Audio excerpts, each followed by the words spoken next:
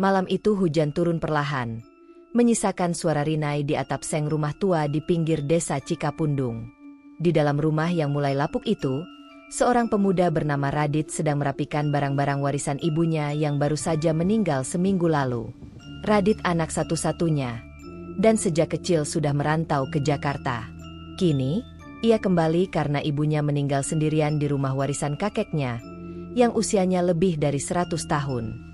Rumah itu besar, berdebu, dan remang.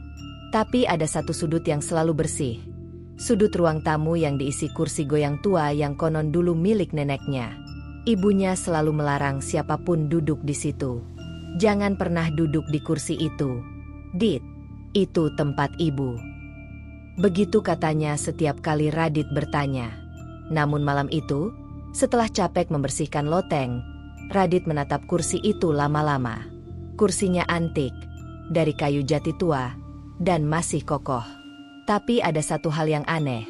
Setiap kali ia lewat depan kursi itu bergoyang sedikit. Padahal tidak ada angin.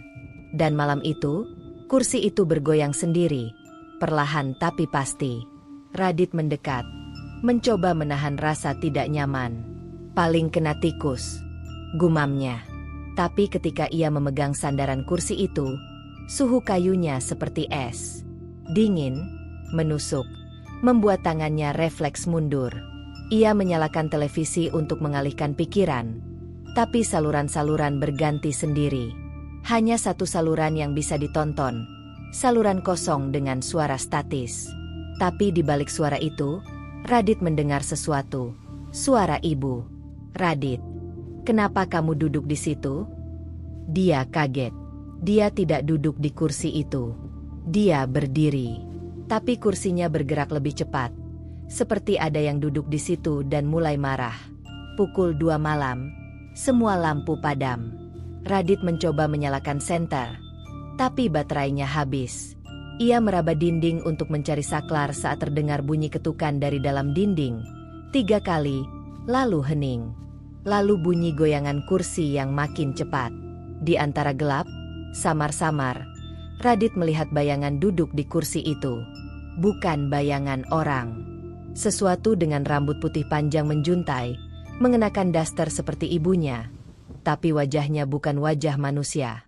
Mata merah, senyum sobek, dan tangan penuh darah. Radit mundur pelan, mencoba ke kamar. Tapi semua pintu terkunci. Bahkan jendela pun tidak bisa dibuka. Suara dari kursi itu terus terdengar. Bahkan ketika ia menyumpal telinganya. Lalu suara ibunya terdengar jelas. Di belakang telinga. Kamu janji gak akan pernah duduk di kursi itu. Kenapa kamu hianati ibu? Radit gemetar. Ia belum pernah menyentuh kursi itu seumur hidupnya. Tapi, entah kenapa, kakinya melangkah sendiri ke sana. Ia menahan. Tapi seolah tubuhnya bukan miliknya lagi. Pukul 3.33 pagi. Kursi itu berhenti goyang. Radit duduk di sana. Dan tubuhnya perlahan mulai membatu. Keesokan harinya, tetangga menemukan Radit masih di kursi itu. Mata terbuka, tubuh dingin. Wajah menegang seperti sedang berteriak, tapi tanpa suara. Rumah itu sekarang kosong.